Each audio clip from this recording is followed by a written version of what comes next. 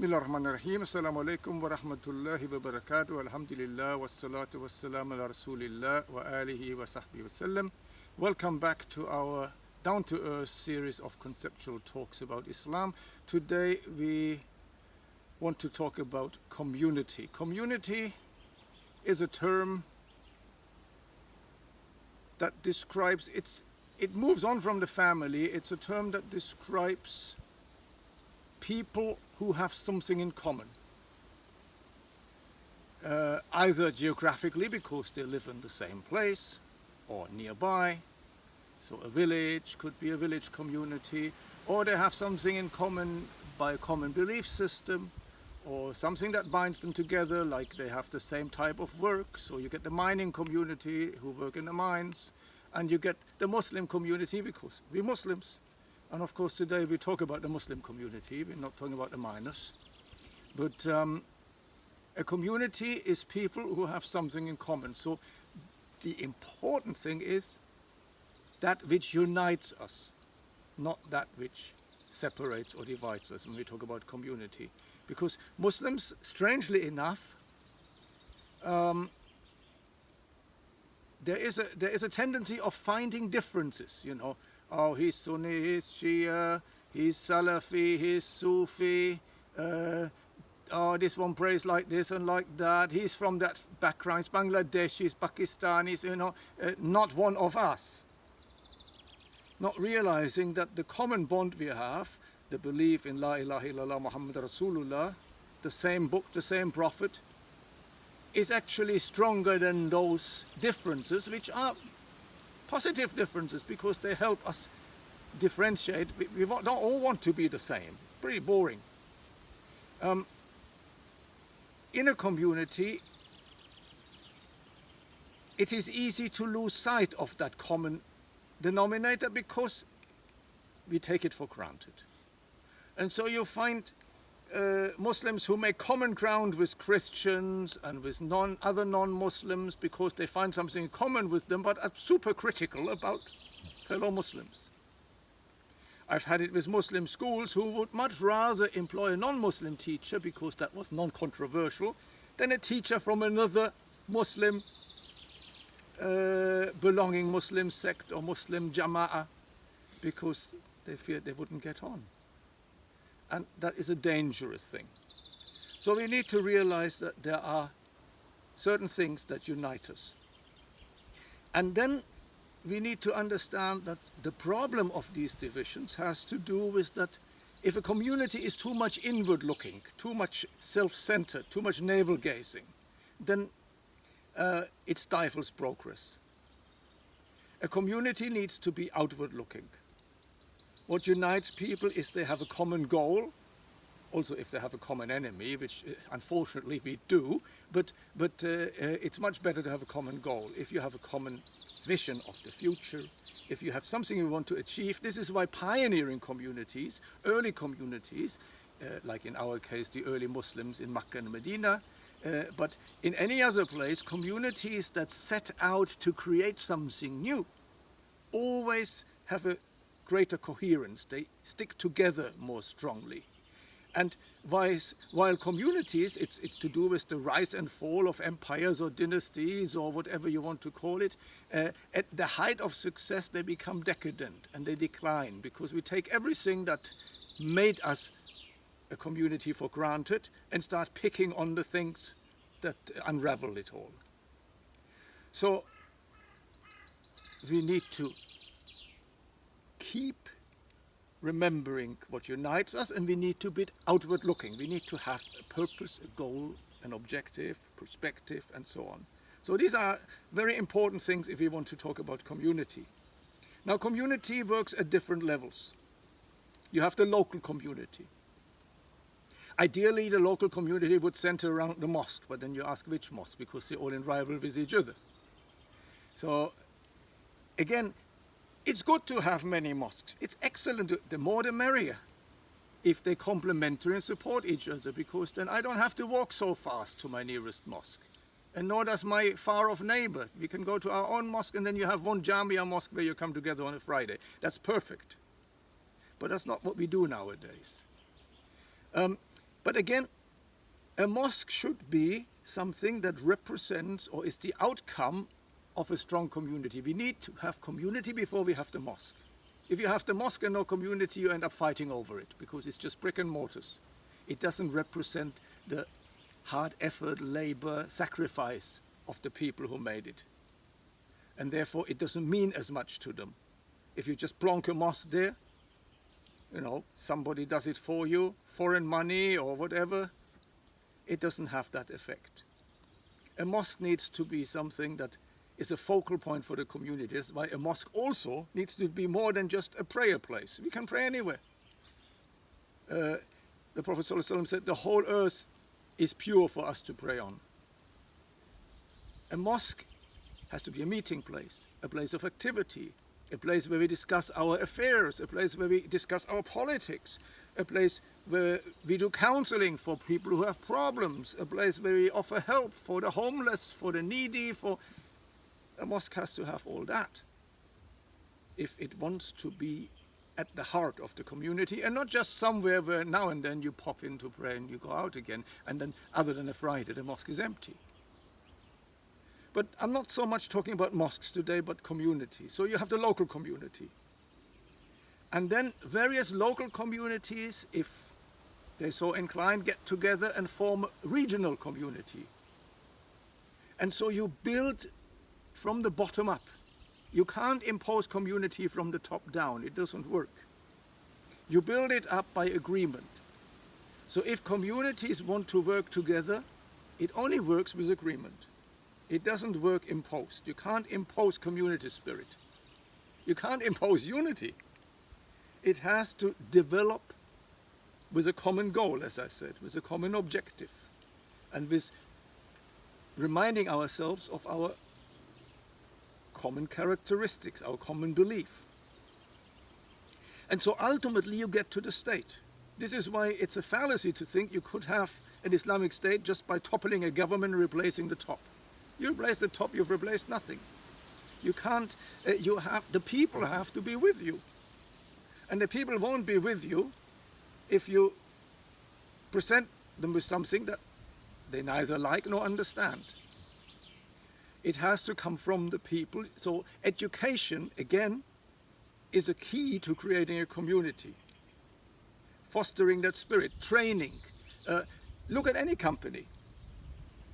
When they want a strong team, they send them on leadership training. On leadership training, they learn bonding. They learn to face hardships together. They learn to support each other in tricky situations. And then that translates back to the workplace where they work together as a team. And it's the same thing with any community, including the Muslim community or a community centered around a mosque. You have to go through trials together. You have to go through hardships together. You have to learn to support each other. Allah says He loves people who stand in ranks in His cause. He loves people who fight in His cause like a strong building, where that is well structured, where like a wall where one stone supports another. And so we need to build upon each other. If we knock each other down out of jealousy, and we are human, and these things, it's much more complicated in the family. In the family, the unity is there by blood. In the community, it's there by agreement. So if we, out of jealousy, or pride, or greed, or lust for power, knock each other down, then the whole wall falls. We need to build brick upon brick, or stone upon stone, to make a strong wall. And in a strong wall, there are small stones, big stones, odd-shaped stones. It takes all kinds of people to make a strong community. It takes people from every different trade, background, ability, mentality. It takes people who have an outgoing character, people who have an introvert character, people who are reflective, people who are active, people who are impulsive. It takes all kinds of people, and if they work in the right place. Again, the Prophet ﷺ explained that in the example of his companions. he explained that the character traits of the humility and the gentleness of Abu Bakr radiallahu anhu were very different from, let's say, the forward, outright character of Umar radiallahu anhu. But they were all good because they all had a purpose. He explained that same was with the prophets. Prophet Musa alayhi salam is very different from Prophet Isa alayhi salam. Their approach is very different. They're very different characters, personalities. But they all play their role. If we learn to play our role and don't want to play somebody else's role, we're on a winner. Which brings us effectively to leadership. Because these days everybody wants to be a leader. There's no followers left. So it doesn't work. Plus, a leader has to be somebody who is respected and agreed upon by his followers. You can't lead people who don't like you. Well, you can for some time, but it's a recipe for disaster. If you want to lead people, you have to make them understand what you're trying to do, and they must want to do it. And you have to be within that remit. Give you an example. If now we get together a group of people and say we want to go to Hajj, and we select Brother Ahmed to lead us because he knows about these things, he's been to Hajj before, we make him our Amir, he's our leader, he takes us to Hajj. Now if he takes a decision and says, well actually, it's better to book flights on this airline and not on that one, we say, okay, you know. It's better to stay in this hotel because that one is a bit dodgy. Trust you, you know, you're the leader. Or he comes and says, well, we have two options. We can either go to Medina first and then to Mecca, or we to Mecca first and then to Medina. Which would you prefer? We discuss it, we agree, and that's what we do. Very nice. But there is no absolute following or loyalty to a leader if he steps outside his remit. If Brother Ahmed comes along now and says, brothers, I've got a cousin in the Lebanon and I've changed my mind. It's actually much nicer if we go to the Lebanon. Forget about going to Hajj. And we've got interesting places there to look at too. Much better to do that. We don't do it, do we? We want to go to Hajj. But he says, you put me in charge and you must obey me. I'm your leader. Disobedience to the Amir, how dare you? No. He's overstepped the remit. So even leadership is within a narrowly defined remit. It is by agreement. It is not by any other right. So we need to learn these things. And a good leader doesn't impose on people something they neither can do or want to do. And good followers don't task their leader to the point that he breaks down and then he can't do anything for them. So, as a balance, it is a responsibility. The ultimate objective in Islam is to serve the community, not to get something out of the community. Because we serve Allah, but because Allah is rich, powerful, self-sufficient, He doesn't need anything. He doesn't need anything from us. We can't give Him anything. We have gratitude, but we can't really give Him anything back, can we? Because whatever we might give, it is anyway. So, naturally, He wants us to show our gratitude to Him with what He has gifted us with by sharing those gifts with others who haven't got it. So if He's made me rich, He wants me to spend my money on the poor. If He made me knowledgeable, He wants me to teach those who need knowledge. If He made me strong, He wants me to work and help those who are weak. Like Musa alayhi salam helped those two daughters of Shu'aib, Jethro. Interesting, by the way, you get these charts with all the prophets' names in Arabic and English, and I've seen them in other languages as well, and they translate them all, you know, Musa, Moses, Ibrahim, Abraham, Isa, Jesus. They don't translate Shu'aib. Why? Shu'aib is Jethro. It's very important because he is the father-in-law of Musa alayhi salam. Musa alayhi salam is the lawgiver of the children of Israel. And the children of Israel have an Arab father-in-law. Yeah? The tribes of the Jews, the 12 tribes, have an Arab father-in-law. who taught Musa all he needed to know before he became a prophet, before Allah called him in the burning bush. It's very important. So we need to know these things. We can't just miss it out. Oh, that's some Arab prophet we don't know. Interesting. I don't know how it happened. That always gets omitted. But yeah. You have to give what Allah has given you, to share it with those who lack those qualities. Everybody got good qualities. The most important qualities are, like Shu'aib's daughter said, خَيْرُ مَنِ اسْتَجَرْتَ الْقَوِيُّ الْأَمِينُ, the best you can employ is the one who is strong and trustworthy. Strong means he has the qualifications. It's not always physical strength. He knows the job. That comes first, by the way. You know, if I want to lead an army and I have the choice between some pious imam who's never held a gun in his hand, and I have the choice between a general who is a bit lazy in his prayers, I'd rather take the general because I want to win that battle. The qualifications come first because, you know, I don't entrust my life into the hand of a surgeon who's never practiced medicine just because he's a good Muslim. No. I'd rather, even if he's not a Muslim, I'd rather be in the hands of a surgeon to cut me up who actually knows how to operate. Qualification comes first. But with the qualification, there should be the honesty, the reliability, the humility, the feeling of responsibility, the the trustworthiness, that you can actually rely on them, that they won't cheat you, that they won't do what they do, they won't misuse their qualification for their own gain, their sincerity. So that is just equally important, but it comes second. We tend to do it the other way around.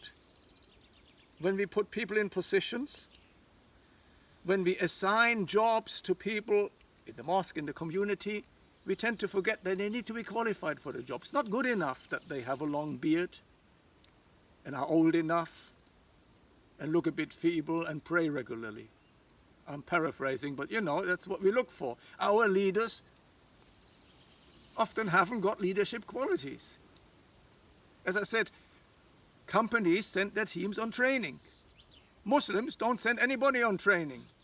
We think we qualified simply by saying, I'm a Muslim and I'm older than you.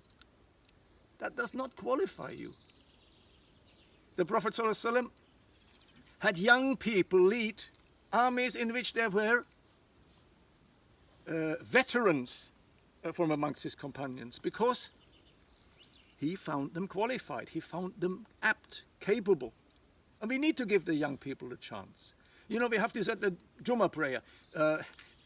Jummah prayer is one of those occasions where the community comes together to learn from each other, to get a message that is uplifting and leads you to action, because the idea is that we go home and do something different.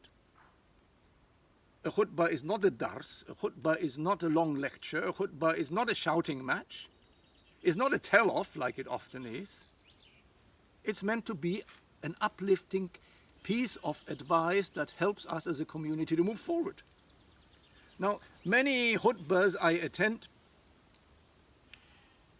in the UK and in other countries are such that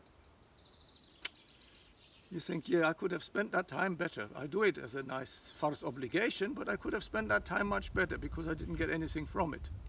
And it's often delivered by people who neither understand the environment in which they live, nor can they talk straight, just because they are the elders, or they have the position of being the respected representatives of the community. They've come often from a completely different background. I mean, I used to go to khutbahs and collect khutbah howlers. Khutbah howlers is when you get khutbahs that are delivered in a way that you have to strain your ears to understand what he's trying to say. And then sometimes there are hilarious little gems in there, like, brothers, You need to clean your hut. I say, brother, I live in a house. Now, I'm not making fun of the language as such, yeah, because, yeah, it's easy to pronounce the heart as a hut, but we have hundreds of native, and I'm not a native, I'm not a native English speaker, but we have hundreds of native English speakers who have become Muslims. Why can't they deliver the khutbah? Oh, they don't have the knowledge. Well, teach them. If you're so knowledgeable, teach them. And let them deliver in a language anybody can understand. It makes sense. And they can tell you that, brothers, you need to clean your hearts. And I say, okay, I understand that. It's not talking about my hut or tent. Yeah. I know it's a bit more comedy-like but you have to point it out. What is leadership? Good leadership is not that you put yourself forward and say, no, only me, I'm the only one who can do it. Don't talk to anybody else, don't let anybody else take my position. Good leadership is that you prepare and teach and train other people so they can replace you and in fact maybe be even better than you. That is good leadership. So that the people around you become better than you possibly are. We don't have that. So a community needs to grow. If a community is stagnant, it stops being a community. So when we talk about getting unity back, getting the Islamic, because we dream either of the past or we think of the distant future. We never think of what we can do now. There's a lot we can do. We can indeed clean our hearts. We can indeed remove jealousy. We can indeed remove pride.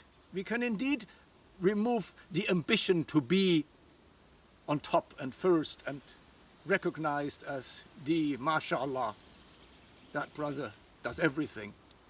You can't do everything. No, there's a place for everybody with different roles to play. And we need to know our role and we need to know the roles of others. Then it comes together. We need to pool together. We need to become independent of those who are not with us. We need to make sure our people have the qualifications because they already have the iman, rather than rely on other people for the qualifications who haven't got the iman.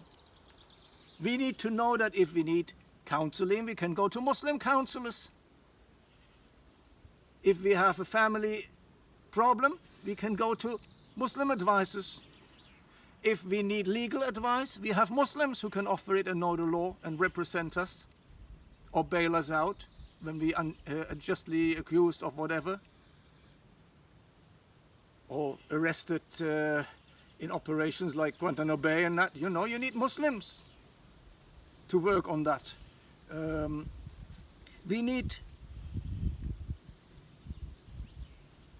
make sure that everything that is required in a community, we can provide it. We need to find housing for each other. People need houses. We need to find financial schemes to support that, not pretend mortgages. I will talk about that, you know, so-called halal Islamic mortgages that charge more interest than the other ones. We need to talk about that, but that comes into the economy. And economy is a big issue. We need Muslim politicians who stand on the ticket of Islam, not with some other party where you have to give up your Islam in order to advance, where you have to support concepts that are non-Islamic in order to get positions, where you can only become mayor or home secretary if you support gay rights and abortion. That's not the type of Muslims we need. That is not forwarding the community. We say, mashallah, now we even got Muslims in parliament. That's not an advancement. If you have to give up your Islam in order to get Muslims into parliament, you've actually made a step back, not forward. So community is something that needs to be built up gradually. It doesn't come overnight, but if we don't work on it, if we don't work in our own environment first, if we don't build trust with each other, if we don't support each other and stop pulling each other down, if we don't learn tolerance with each other, That's a big one. If we don't learn to accept each other's differences without immediately declaring each other as outsiders and kafirs and out of the faith, if we don't do that, we work into the hands of those who don't like us to succeed. So that's community. From community we move to a society. A society has bigger problems than a local community, because the bigger the whole thing gets, the more complicated. The solutions become, the scale becomes larger. On a large scale, it's much more difficult to deal with problems than on a small scale. If two people have a dispute, you can sit them down and talk to them. If two towns have a dispute, not so easy to sit them down and talk to them. If two countries have a dispute, it gets impossible almost. You have to shuttle between them and try and arrange something. So the larger it gets, the more difficult. For that reason, Islam has actually always, we talk about the caliphate, but really it has never been a heavy top-down government. It's never been a totally remote government. The government for the people was always localized, devolved. You had the local governor and you could see him on a Friday. You could go knock on his door and say, I have a problem. I need you to listen to me. Now we have democracy. You can't knock on anybody's door. Not the local mayor. He won't see you. You have to talk to his secretary who says, well, he hasn't got an appointment free for the next 3 months. Talk to the prime minister, no chance. It's called democracy. The people rule and don't get to talk to anybody who makes decisions. Yeah, they can talk to the MP who makes promises he doesn't keep, but that's a different story. But it is not close government in touch with the people. They make laws and people are expected to follow them. They don't get consulted. Consultation is a sort of an exercise you do after to say, well, we've done it. We listened to people and ignored them. But we listened. Islamic government was not like that.